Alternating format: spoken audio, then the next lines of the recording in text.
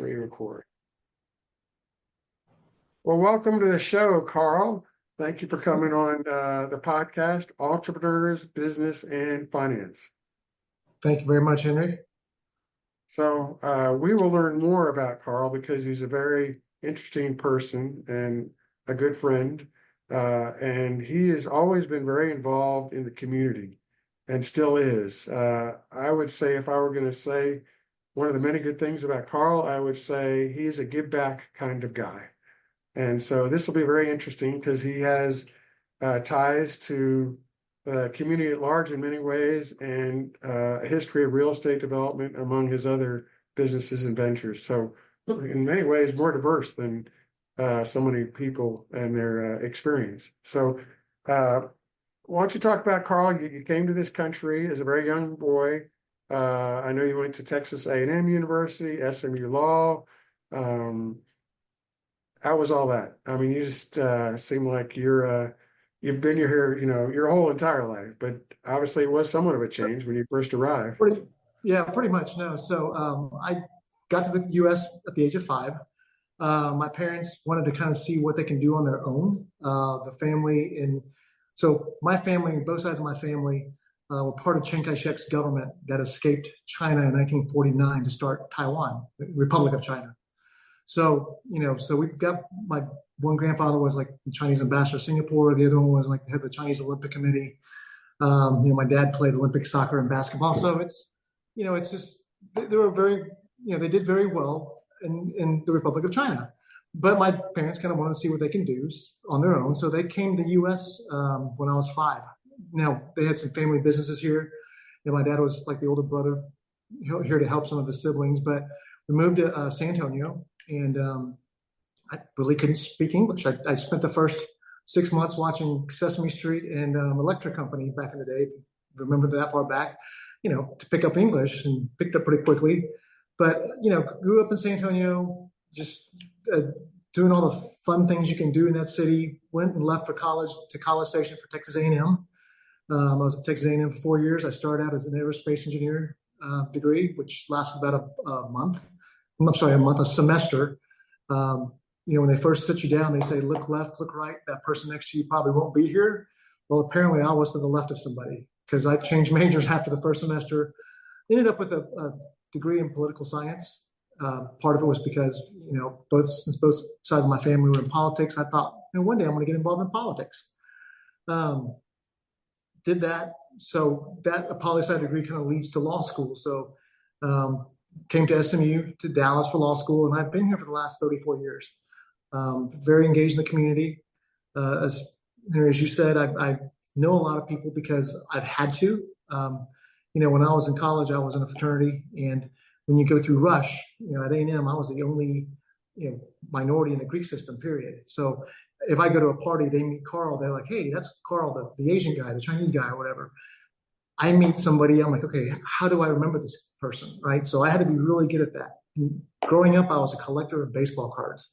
And I used to have everyone's stats. I knew, where they played, if they were at Pawtucket before they got to the Red Sox, bats left, throws right. So I kind of had this ability to remember all this stuff. So I kind of took it upon myself to treat everybody kind of like a baseball card, in that I know who they are, where they're from, at least 3 facts about them. So it was really a way to get to know people. So that was a very handy skill to have in college. Well, and, also such a genuine person that you are genuinely interested. I mean, we just saw each other an hour ago because Karl's nice enough to include me in a weekly lunch, and there were 12 different people today, and you probably have, you can tell me, about 100, 200 people in an email list that go out, and people show up when they're in town, when they want to come, once a week, once a month, once a quarter, and you kind of introduce each other. And I've got some old friends there that we had mutually, and then some new friends I've made. But you are always interested in what other people are doing. I am, and to me, it's about collecting good people, right? And so like collecting baseball cards, I like collecting good people because there's nothing better than having good friends you can count on. And this lunch that I have, it's been going on for about 28 years now. It started back in the day when, my former Right. father-in-law used to have a weekly guys lunch, and I thought this is kind of cool. When I get to that age, I want to do that. Well, I started inviting the children of the people that were at his lunch and their grandchildren, and I just kind of morphed into this group of probably about 80 or 90 names that get emails every week if I'm in town, which is most weeks, and it's just a standing lunch every Thursday. And we've had to move places once because of COVID, because the previous place shut down during COVID. But it's amazing who all shows up. It is a pretty deep bench of people in terms of what they're doing. It's movers and shakers, and if you come and decide that you want to use it for business, I guess, in an inappropriate way, you just don't get another email again. So there are people who I've come across who have, I guess, been taken off the list over the years. Say, hey, do you still have your lunch? And I just kind of have to go, well, no, not really. But yeah, no, it's really a lunch to provide people the opportunity to have really good people in their lives, good friends that can help them if they need it. But that's not the point of it. The point is just to, be good friends. So it's been going on for a while. There's so many groups that I know you've been in, but another one that this is, of course, your group that you've organized, but we were in a group called the Dallas Roundtable. And that was when you kind of had to apply and get in, and that was a weekly breakfast. And the older I get, I think that was 20 years ago, Karl. The older I get, I like to meet new friends always, but also have the longevity of people that I've known, a long time. It's just kind of a reassuring part of life. That was my first foray into official networking. Okay, before, like I said, I've always just had friends, and the friends bring you their friends, and it's just this spider web of people who know each other. But the round table was, as you know, it's 50 people, and everyone represents a different lateral or different specialty in business, and it was business related. And so I hadn't really done that, and it was very interesting to get to know people. One of the things that really helped me in 2008 when I was rounding out the round table, actually, when we were leaving that. I was looking for something to do, and Scott Ryan, a friend of ours, asked me to go help him, at his office. And his business partner said, "Karl, looking at your friends, do you know what they all do?" And I said, "No, I have no idea. These are just these guys that come to lunch.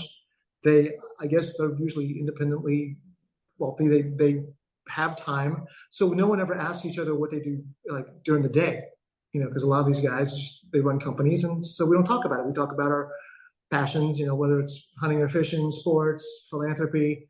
So with the advent of LinkedIn, my friend said, "You got to look these people up." And I just threw out like 700 names, looked them up, and it was like, okay, CEO of this, president of that. I'm like, oh my God, it just never occurred to me, to look at it in that with that lens on, I guess. So we're just good friends. So now I'm even a better steward of our relationships, because I want to make sure that I don't seem like I'm going after people because of who they are or what they do. It's, hey, we've been friends for 25 years, and we're friends because we like each other. So that's the key. Yeah, well, that is really, really neat.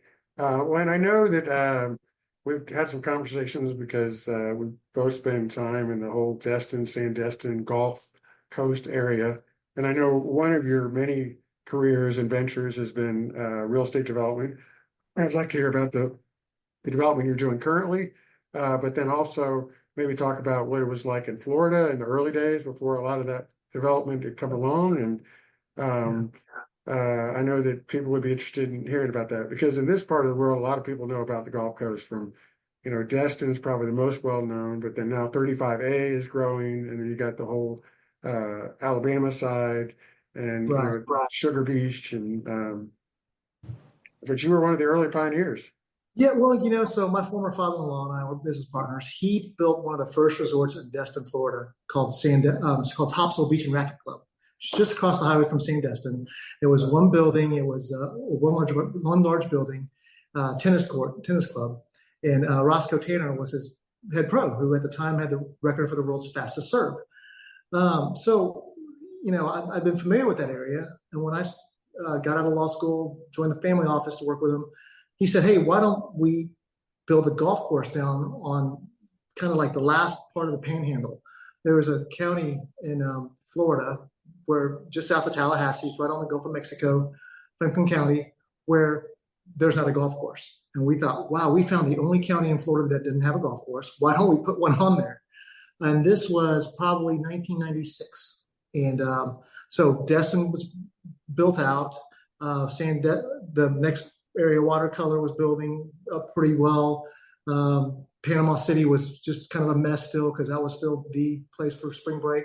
But on the other side, when you get to Apalachicola and all the way to kind of where the Panhandle turns, there was nothing. It was called the Forgotten Coast.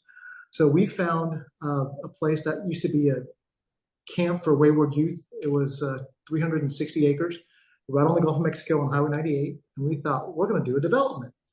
So we built this amazing golf course. We found the gentleman who was like the 5th employee of Club Corp. He left Club Corp to help start Arnold Palmer Golf Design. And then after a while, he realized, Arnie gets $15 million just to sign his name on a golf course. If I charged $500,000 to do a golf course and I did 2 a year, I could make $1 million a year. Because when he was at Arnie, he was getting paid a salary, and so he said, I can give you that kind of quality, and I can charge way less than Arnold, and I can do a lot less work. So sure enough, we signed up with Bob, and we built this amazing golf course called St. James Bay, which is in a little town called Carabel, Florida. It's about 20 miles east of Apalachicola, and it's still there today. We sold that off probably about 8-9 years ago, but we had 420 lots on there. There was places for condos, and I think our problem was we were too early. I think the third owner of a golf course is the person that makes money. We did a good job of selling all the lots. Not the second, not the first, but the third, yeah. Right. The first one, we made our money on the lots because we had 420 lots. So we got all the lots sold. Everyone made their money back. And we still had about 80 lots left and, pad sites for 7 buildings. And that's when 2008 kind of hit. And we just thought, okay, we probably need to get out of this. My father-in-law actually loved owning the golf course at the time. So he said, no, we can hold it. So at the end, we sold it 10 years later for quite a bit less, but he had a golf course for a while. The moral of that story is you can get in too early, and if you're too early and you've already made your money, get out, because there's no reason to keep throwing money at something just because you love it. You got to take the emotion out of it. So that was kind of my learning curve in real estate, is don't get attached to anything too much. Now, he originally made his money building office condominiums here in Dallas. So this kind of segues right to what I'm doing now. But Woodhill Medical Park was some of the first office condominiums in Dallas, if not in the country. They're on Walnut Hill. They're right across from Presbyterian Hospital. And what it was he built these offices that doctors that were at Presby could buy across the street and have their practice across the street without having to go to the big hospital. And he made a killing doing that. And so I've got a group now, a couple of buddies who've been doing this for years, but they're building office condominiums in parts of Dallas, mostly the northern part, that services communities that are new, upcoming, that don't really have any offices around. So my partner for 20 years built these. They're 1-story, 4 to 5 units in a building, 8 to 12 buildings in a park, and he just builds these condos. And someone comes in, buys an office, he sells it, he's done. So you can get through a business park, a condo park in 3 years, 3.5 years, get them all sold. You don't have to worry about, is it leased up? I mean, once you sold it, you're done. And he used to do this in Louisville, Colleyville, all those new communities that came through Dallas in the early 2000s. Well, he couldn't build them fast enough. So we approached him in the 2021 and said, look, you can't build these fast enough. Why won't you do more? And he said, I'm kind of capped by my, construction crew size and my capital. So we said, what if we can bring you enough capital to keep going, and we bring you a construction company that didn't have, a cap on what they can do? Would you partner with us, just use this model and just keep going? He said, absolutely. So now we're on project 6 already since the beginning of 2022. Project number 6 is in McKinney. These projects, like I said, they're about 36 to 40 months. Interest rates don't affect us, because what we do is it's about a $20 million build out. We raise about $2.5 million of equity, and the rest is on a revolving line of credit. We go out and we get a $5 or $6 million line, and we build. As soon as we sell these units, we pay the bank back, and we just keep revolving this. We go through that $5 million line, probably 3 or 4 times before it's built. So all the investors make all the money at the end. Those last 15, 20 units are pure profit. So, it's a good model. So when interest rates change, you can just stop. Because I also learned this from my former father-in-law. He built the Balfour Beatty building, as you would know now when you're leaving downtown on Harry Hines. There's that stair step building on the right to get on the tollway. Yes. Well, he was halfway through that when 1989 hit and the RTC stuff hit. So, but he couldn't stop. He was already into it. What I learned was if you want to do an 18-story building, you can't stop at floor 14. You got to build all 18 floors. Yeah. But with this condo project, if we're done with the building and this economy stops, we just stop. You don't have to start the next building. So it's all about mitigating risk. That's what we do. And the communities we're in, we've got 2 projects in Prosper, 2 in Frisco, 1 in Fort Worth by Alliance Airport. These are all areas where if you're living in Prosper and you're an attorney, you're a title company, insurance agent, where do you office? You've got to drive into Plano to find offices. If you do find a shopping center that has a space, you could be paying triple net. So there's just a lot of issues with living in these big developments where there's 400 homes or 800 homes, and you realize I got nowhere to go if I want to work. I have to work from my house, or I got to drive quite a bit. Traffic in the Metroplex is not fun. So we go into these communities, and oftentimes these big developments, they'll do all this residential. They'll put a commercial in the corner, and in between they'll put a buffer of like 6 to 8 acres to kind of keep the commercial and the residential separate. We call that infill. We'll go in and buy that infill for not much and build an office park, and it's very easy to sell 50 units to 500 or 800 people. They're fighting for the units because they want to have an office close to home. And then once they're done, they can sell it. They don't have to worry about rent going up because if they're financing it, they know what the payment is. So it's just it's a win-win for everyone. And we get in, we get out, and we just go to the next park. Great business model, and your normal ingenuity of a whole new venture, just 3 or 4 years ago. Switching gears, Karl and I have seen each other over the years. We were both in Theta Pi, the fraternity, in college, and we'd see each other at these lunches. And the gentlemen, very successful gentlemen who ran it all the time, were getting older and legitimately older, 90s, and they wanted someone else to take over the local chapter. So in true Karl fashion, not necessarily in this order, but he's in charge of the DFW Beta Alumni Chapter and on the national board of Beta Theta Pi. So as I said, give back Karl. I think that's how I got myself in trouble the first time. It was that I was asked to join the National Foundation Board for Beta Theta Pi. And, they host these great dinners in town to get the alumni to come out, and I did. And then one of the guys from the general fraternity said, "Hey, Karl, have you thought about doing more with Beta?" And I actually said, I was one of the early members, the first initiated class for Beta down in College Station, and I've always been very fond of the general fraternity. And I'd love to figure out how to help. So next thing you know, I get a call to see if I want to go to the general convention and to check them out as they checked me out. Wasn't quite sure why.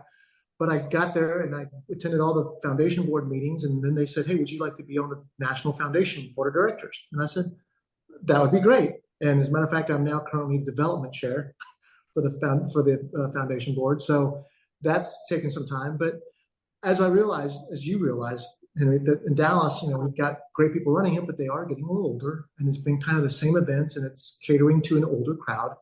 And we've got 1,800 alumni here in town. And it's the same 40 or 50 people that come out to these events. So I'd always had this idea that we can make this a much bigger, better happy hour, engage the younger, newly graduated, the people that are just having kids. There's a lot of younger guys who really need mentoring and need the help. And, that's what we're for, because I could have used, mentoring from people that are Beta. The great thing about a fraternity is when you join a fraternity and you meet other members of your fraternity, whether it's a different university or not, you kind of have a similar background. You kind of almost have like a pre-vetted person, right? So you kind of know, hey, you know what? I kind of know what he's about because he joined Beta.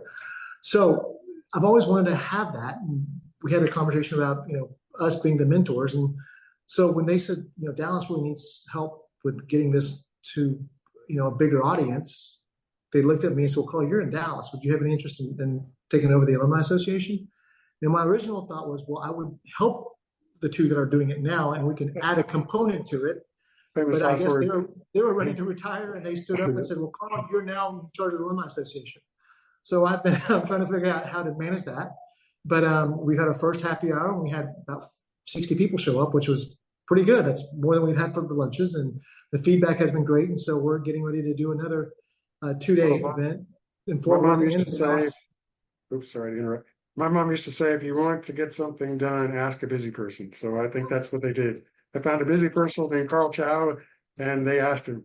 Uh, the uh, the other thing about Beta Theta Pi, and our fraternity was a fairly studious fraternity, Beta Theta Pi. It actually needed to be recolonized when I joined because I got into trouble. But they're really pushing a lot of neat initiatives. Of, you know, I mean, I don't have any issue with drinking alcohol or other people drinking alcohol, but they're keeping that out of the houses, and they're really focusing on the mentoring, the friendship, the personal growth, and they always did. But it's I think it's improved. I, The beta, one of the things that we say, betas are men of principle. Okay. So the key is to build leaders. So we have spent as a fraternity a lot of money on leadership programming. Wooden Institute, named after John Wooden, the former basketball coach out of California at UCLA. He was a beta. So we have a leadership conference named after him. We have the Keystone Leadership Conference. We have all sorts of leadership conferences, and we pay for the undergraduates to go to attend. It's usually the officers, but it's to teach them how to become better men. One of the biggest things that I think has been helpful for these young guys is since COVID happened, there's a lot of, and I didn't know this until I went to, our board meeting recently. We have a tri-board meeting where all three boards, the general fraternity, the foundation, and the housing corporation boards get together to talk about issues. And a lot of these guys that during COVID that had to stay in whatever city they were in, but they weren't allowed to interact with others. It becomes very lonely. You're not in your hometown. You're not with your parents. You're not with your fraternity brothers. You're just locked in your dorm room or house. You get pretty lonely. And so there's some mental health issues that are affecting a lot of these guys, and they're trying to figure out how to get out of it. And the fraternity is looking at that very closely, and we're trying to figure out ways to see how we can help these kids, readjust to getting back into society. It's not remote anymore. It's you got to be engaged. And I think there's been some studies about just generally fraternity men, the people who are in the Greek system, re-engage better than those who don't have that network. Because if you have if you're not a fraternity, I know people make fun of fraternities, like you're paying for your friends, big group, but you know what? You do have people that are there that hold you accountable, and you hold them accountable. When you just have friends in your dorm or just 3 or 4 friends, if something happens, you're left with no one, or they transfer. So it's really nice to have a network of people there to help you go through whatever crisis you're going through. So. Why don't we wrap up on something that's very interesting, because you are truly, formally, as well as informally, a leader in Dallas with one of your other roles, and with the Dallas Historical Society and the Hall of State.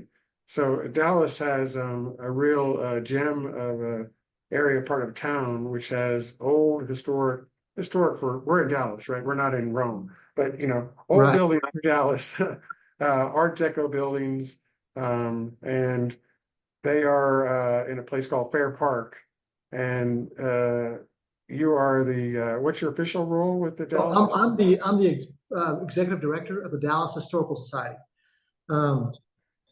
So one of the things I said, I'm a collector. So one of my previous occupations was I started the Trust and Estate Department for Heritage Auctions back in 2010. Third largest auction house in the world. They deal with mostly memorabilia, a lot of artifacts, but they're right behind Christie's and Sotheby's. And so I went to start a Trust and Estate Department for them. And at the time, the Dallas Historical Society has a collection of over 3 million items. And a friend of mine was the board chair. And she asked me to join their board because they have this big collection of stuff. And Karl, since you dealt with collections, you might be able to be our collections chair. So I joined the board of the Dallas Historical Society. As Henry said, it's in Fair Park. It's where the home of the Texas State Fair is held. It is also the largest collection of Art Deco buildings in the world. It was built essentially in 1936 to celebrate the Texas Centennial. So when Texas turned 100, the world came to Dallas and came to Fair Park to learn about the state of Texas. And this building, the Hall of State, was built specifically as the centerpiece of that. It was called the State of Texas building at the time. And the Great Hall in the middle of it was the Hall of the State of Texas building. So over the years, that name just kind of became the Hall of State. So anyways, the Historical Society has been around since 1922. We are the collectors of Dallas history. We collect, preserve, and exhibit Dallas history so that we can educate current and future generations. I got asked to join the board, and in 2018, as I was rolling off the board, I realized that we'd gone through 5 directors in 6 years. We'd gone through, 15 directors in the last 20 years, and we were just barely staying alive. We're too big to fail, but we had nothing to grow with. So, there's 5 employees, and they spent every day just making sure that the collection was intact, and they weren't raising any money. So it was just kind of it's like we're in a loop. We couldn't get out of it. So Groundhog Day. So I decided, you know what? We need a new director. Why don't I take over for a few years and get us to a point where I can hand it off, get to our centennial celebration. And that was 5.5 years ago. So we've already celebrated that. I think we've raised more money in the last 5 years than we have in the last 20 years. There's 15 employees here. We've picked up some amazing collections since I've been here. We picked up Coach Tom Landry's collection. Tom Jr. gave us all of Coach Landry's stuff. Got that. Got the world's biggest diorama, which is a model of the Battle of the Alamo. It's 24 feet by 14 feet, and it's got over 2,000 figurines on it. It took the gentleman 20 years to create, and it was supposed to go to San Antonio to the Alamo, but they kind of had a little disagreement for a brief moment, and so I went in there and got it, and now it belongs to us. So it's exhibited permanently here at the Hall of State. But yeah, we are growing. We are here to celebrate the history of Texas and Dallas, and we're just having a great time doing it. A couple of the other historical groups in Dallas have folded recently, so we're kind of the last one left, but we're the only one growing. So what I've learned from this is that if you want to run a nonprofit, you have to bring in a for-profit person, because I love nonprofits, but a lot of them are run by people who have a different mindset. And I think that's the difference between me and the 18 other directors that were before me in the last 20 years, is that we brought in people who are nonprofit people, and they handle it differently. For me, it's like a business. If I don't make money, if we don't bring in money, I can't pay employees. If I don't pay employees, we can't grow. So that's kind of the philosophy. But the building that we're in has been renovated. We were the first ones to get the city money in a 2017 bond package to renovate this building in 2020. So it looks like the day it did when it was revealed in 1936.